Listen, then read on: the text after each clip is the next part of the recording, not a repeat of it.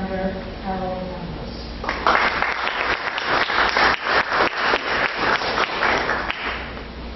Good evening. Thanks for coming out. I walk around with one of these in my pocket, in my room, right? So I'm talking to huge investment banks and governments and folks like this, and I'm telling them that $400 million system that they're thinking of building and deploying inside the organization, you might stop for a minute and think about this, right? This design artifact.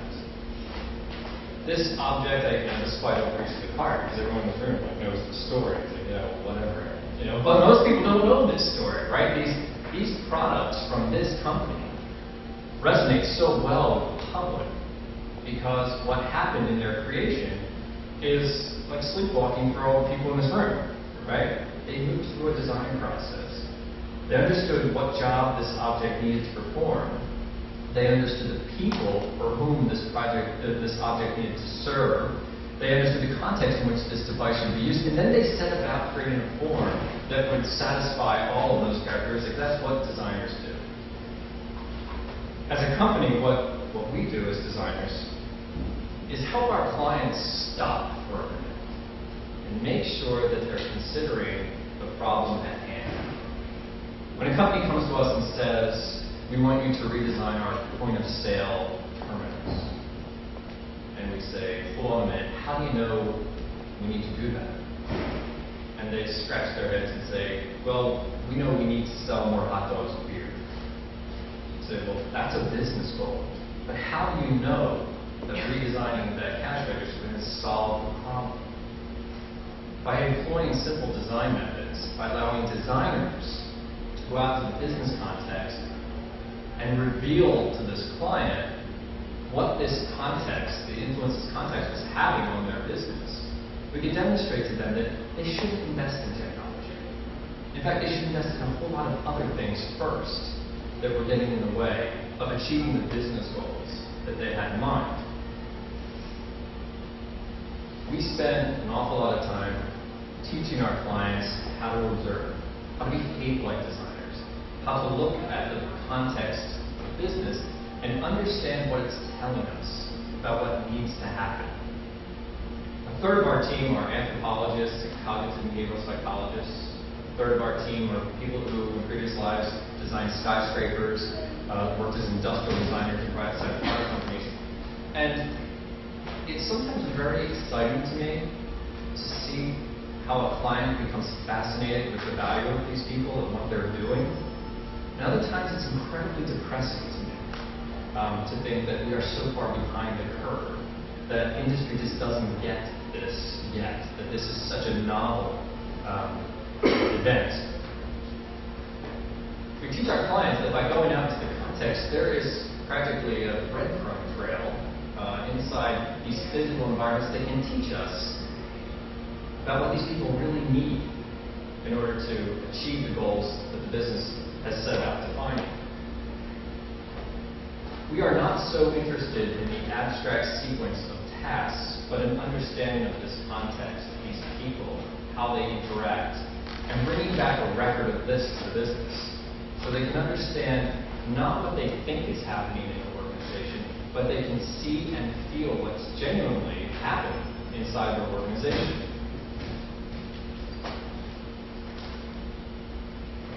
The great thing about designers is their ability to model things very quickly, to create methods that allow us to record our understanding and portray that to others. This is actually a notebook that some design researchers in our office created in order to capture their observations of a clinical setting, a rapid response event at a hospital, to record the dialogue amongst the individuals who are participating in this event, to record the timing of their coming and their going, and bring that back to the business context. So we weren't looking at a whiteboard of what people believe is happening inside a rapid response event, but we have a record of what's genuinely going on there.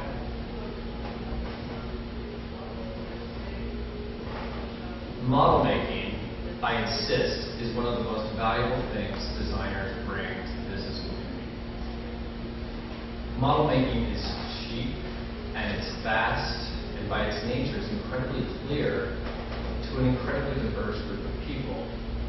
This is a workflow diagram that was created by designers in our office. It is a human-centered workflow diagram, and it's time-based. Time travels around the circumference of this slide. And we were interested in this arc from here up. And what we were looking to capture was an understanding of this individual, this nurse's interaction with other people during that time event.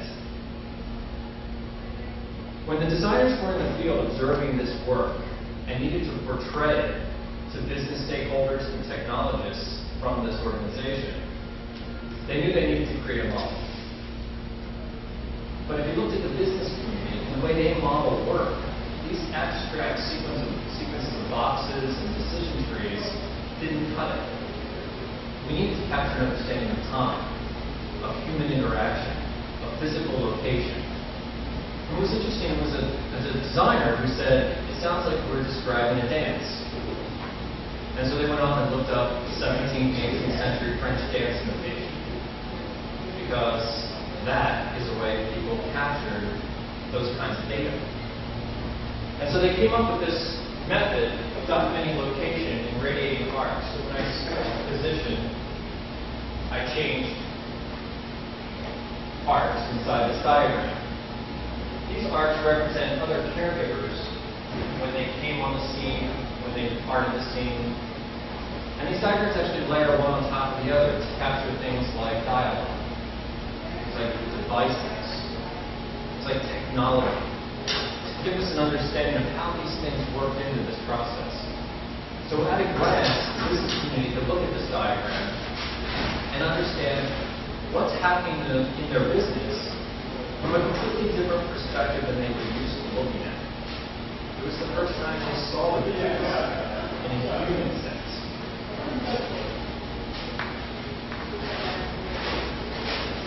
We begin at the beginning with our clients. And very often, we don't get to design that software until we move through long processes of just getting them to understand what they're doing right now. This is an asset management company who had no understanding of the processes that were already in place at their organization, or the nature of these non-sequence, unrelated processes. They had never seen the behavior of their company captured this way. And in doing so, we gave them a tool that allowed them to walk and further tease out a clearer and clearer understanding of what was going on inside their organization. And for the first time, their organization, all levels of the business, had an artifact, had a model that allowed them to have a common understanding of what this business is doing. In this business process, we help our client understand who the players were in this. Some people who come from a business background may look at this and say it's a really, really sexy swim lane diagram, right? It is in some sense. But what this model allowed our client to do was explore something that business process models typically don't allow them to explore, and that was collaboration. How can I see and understand what my business is doing? And how can I explore what impact collaboration might have on the way I do business?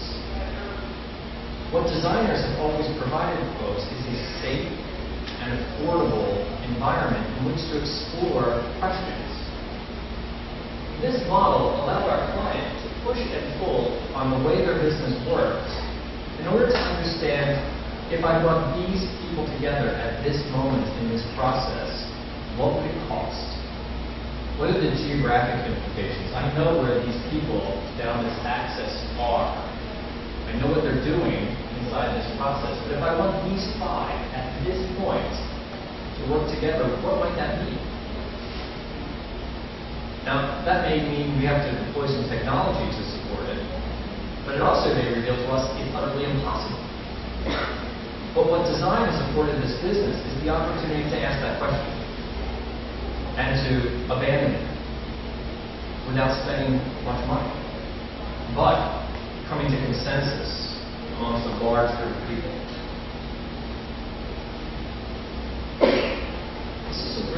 switching diagram, which is created very quickly by a designer office to help a client understand what was really going on in the field. If you look at these items in this list at this point are groupings of software features. It's a menu inside a software application. The software application helps doctors record data during a patient exam. A doctor decided that this was the logical grouping of features and functions in this software according to his understanding of how the clinical process worked. This is how doctors perform their job. This sequence of activities. We looked at it, it seemed to make sense, seemed very, very logical. But for us, the context and observation of this tool in use would reveal the truth. And what we learned was that one huge consideration had been missed. These black lines on the left represent the clinician moving through this menu as expected, sequentially, working as designed. These gray lines represent the clinician working in defiance of that model, out of sequence. These red lines represent the clinician leaving this piece of software altogether to use another tool. What this told us, these are multiple patient encounters here. This is layering all that data, frankly, on top of each other. What this told us was there was no assumption to be made about the sequence of activity. And that missing consideration was the patient. They drove the process, not the clinician. The patient decided the order by which we would move through this menu. The resulting design was a palette-based software application, not a menu-based software application. A desktop of tools of functionality that could be pulled forward and pushed back depending on what I was doing at each moment. Not an index of things I had to sort through and retreat from, depending on what that patient did. I started my career as a designer with the goal of designing the final artifact. I thought I was going to design the thing. And in a large way, our company still designs the thing. We design a lot of software. But in the last 5 or so years, we're spending about half of our time designing the process, helping our clients design the methods around an understanding of people and context, and taking those definitions off to a second design process, that process being giving form to a piece of software. It took us a long time to get there. I joke that the first 10 years of our company, we took the business design for granted. They gave us a definition, and we designed a really, really usable piece of software. And the light went on a little while ago, and we realized that although it was highly usable, it wasn't always useful. And it wasn't always innovative. And so our job as designers was to push ourselves earlier in the timeline to actually define the business. And what's interesting is we see Wharton and Stanford and a lot of business schools now developing design programs for design to encourage precisely this kind of thinking. What troubles me, though, is I'm not sure I see design schools and designers coming out of them understanding that this is a valid design pursuit. Because the thinking amongst designers is still an attraction to the outcome, to the final artifact. In a lot of these cases, the final artifact is just enlightening our clients as to what their communities of people are doing and what they could do.